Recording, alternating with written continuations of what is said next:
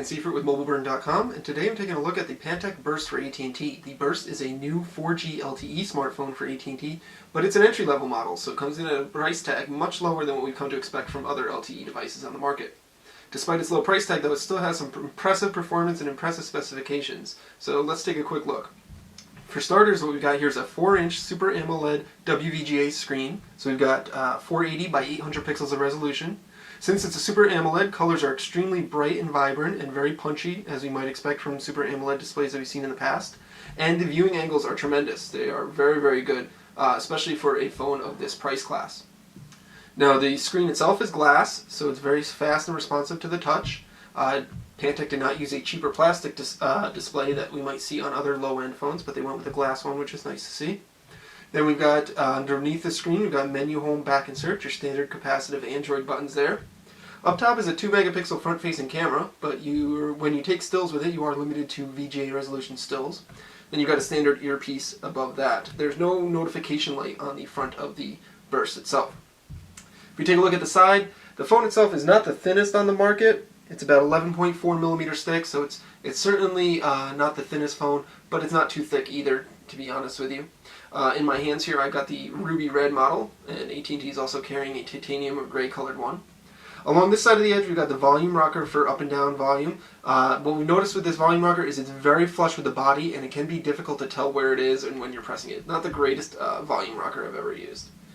Over on the bottom, you've got a microphone port, and that's about it. The other side is home to the micro USB charging and syncing port. And then up top, we've got a power sleep unlock key and your 3.5 millimeter headphone jack. Now, if I flip the phone over, we can see it's a 5-megapixel autofocus camera with LED flash. Now, the Pantech Burst records video in 720p HD, but it does not do 1080p, unfortunately, so you're limited to 720. Then next to that is the external speaker port. Now, if I pry open the cover here, we get a look at the battery itself, which is a 1650 milliamp hour battery, which, to be honest with you, for an LTE device is kind of small based on our experience with LTE devices in the past. Generally, the bigger the battery that you can get, the better off you are. AT&T says you should get about 4.5 hours of talk time with it, or up to 10 days of standby. If you are constantly on an LTE network, though, you're probably going to be recharging this halfway through the day. Up above that, you got a micro SIM card slot and a micro SD card slot. There's no micro SD card slot included out of the box, but the Burst has a bunch of internal memory. It's got about 12.3 gigabytes of internal storage to the user, in addition to 1 gigabyte of system storage that you can use for applications and contacts and all that other stuff. Now, the Pantech Burst runs Android 2.3.5 Gingerbread with Pantech's custom user interface. It's the same user interface we saw on the Pantech Pocket last year for AT&T, and very similar to the one we saw on the Breakout for Verizon. It's fully skinned. So you got this particular version has 7 home screens. You can pinch to zoom out to see the home screens. You've got a custom app launcher here that's side-scrolling, much like Samsung uses in its TouchWiz phones. And then if you scroll down or pull down the notification tray, you've got various quick access settings, and Pantech has added a few more than you normally see, so you've got 2 rows of them, which is nice to see. Easy, quick access to those. The rest of the interface, Pantech has skinned much of the apps. Your messaging application is skinned slightly, so it's a little bit different colored than standard Android. The browser is slightly skinned, and the email client, stuff we'll look at a little bit later, is slightly skinned. Now, powering the Pantech Burst is rated at a 1.2 gigahertz dual-core processor and 1 gigabyte of RAM. So it's very fast and snappy, as you might expect from a 1.2 gigahertz processor.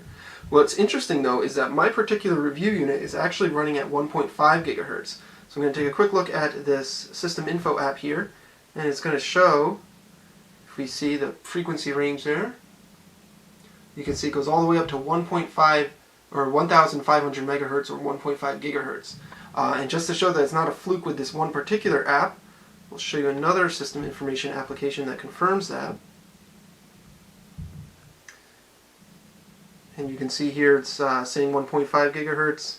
If you open up more information, frequency range all the way up to 1.5 gigahertz. So AT&T and Pantech are advertising a 1.2 gigahertz unit in this. My unit has a 1.5 gigahertz unit.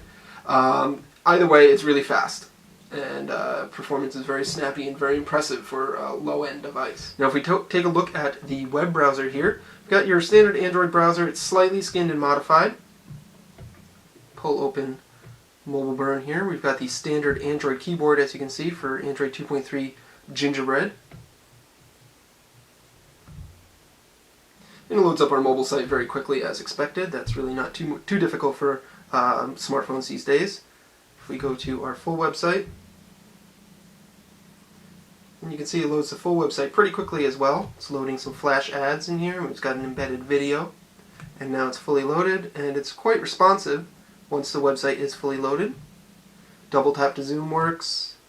Pinch to zoom works. It's not quite as smooth as we've seen on other Android phones like the Galaxy S2 models from Samsung, but it seems to be pretty fast and responsive for the most part. If we flip over to landscape here, we can take a look at our embedded video. Hi, this is Michael Orl from Let's let that load up for a second. Hi, this is Michael Orl from mobileburn.com. Today I'm going to show you the Power Bag Business Class Pack. It is a backpack that's equipped with a 6,000 milliamp hour battery for charging all your mobile devices. It has cables There running you go. It's throughout. pretty loud external speaker as well. Of course, you've got multiple tab management. New window here.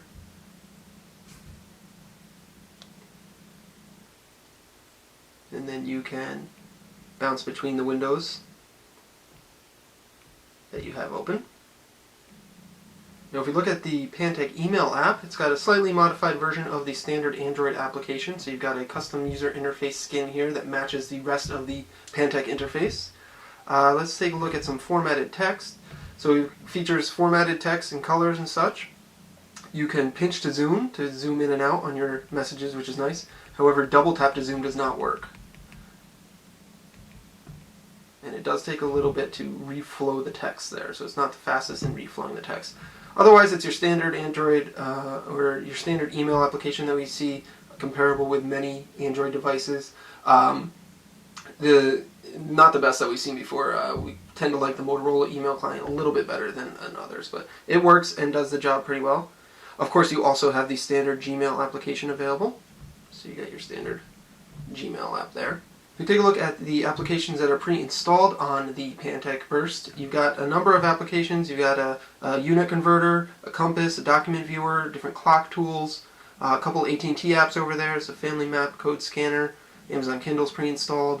A nice little suite of apps. Of course, you can always add to it, but thankfully Pantech included a gigabyte of system storage so that you can include your own apps and have plenty of room to install those. Now, as I mentioned earlier, on the back of the Pantech Burst is a 5 megapixel autofocus camera with LED flash and can record in 720p video. You can open that up with the shortcut right here on the screen. Pantech's got its own custom user interface for taking pictures. It doesn't have a camera button, unfortunately, so you do have to use the on-screen camera key.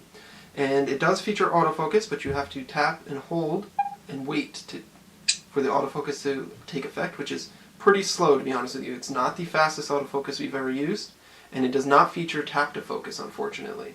So you have to focus, take your picture. You can, of course, recompose afterwards. You can switch to the front-facing camera here. So you got the 2 megapixel front-facing camera. And there are some options here for customizing your photo. You can do a couple camera controls there. If you take a look at photos that we just recently took, jumps us right into the actual Android default gallery here. And so here's the photo that we just took. We can pinch to zoom.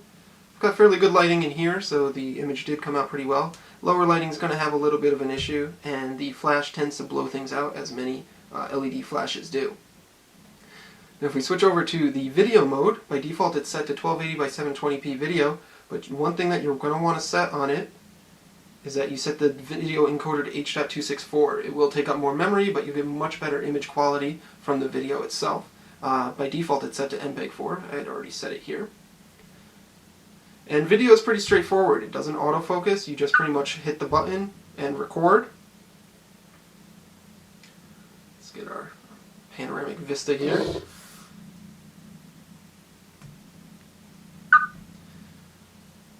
And then you can get a preview of your video right away. And record. Let's get our panoramic vista here. So there you have, that's a quick look at the Pantech Burst for AT&T, the Burst being a new 4G LTE smartphone for AT&T. Just a quick recap of the specifications. We've got a 4-inch WVGA Super AMOLED screen that really looks great. Front-facing VGA, or 2 megapixel camera right there, standard Android capacitive buttons. 5 megapixel rear camera with 720p video recording. Powered by a 1.2 gigahertz dual-core processor that may be running at 1.5 gigahertz in your particular unit, though your mileage may vary there. 1 gigabyte of internal storage, RAM, 1 gigabyte of internal storage for applications, and 12.3 gigabytes of media storage for your pictures, videos, and music. Pantech installed Android 2.3.5 Gingerbread on this with its own custom user interface. And the most impressive thing about this might be its price. AT&T is selling it for $49.99 with a new 2-year agreement. And we really have not seen a dual-core, high-performance 4G LTE smartphone in that price range just yet. So this is quite impressive if you want to get in on AT&T's 4G service, which is currently quite limited. There's only available in about 15 markets across the country. But you can get in there for only $50 with a new 2-year contract. So there you have it. That's the Pantech Burst for AT&T. This is Dan Seifert with mobileburn.com.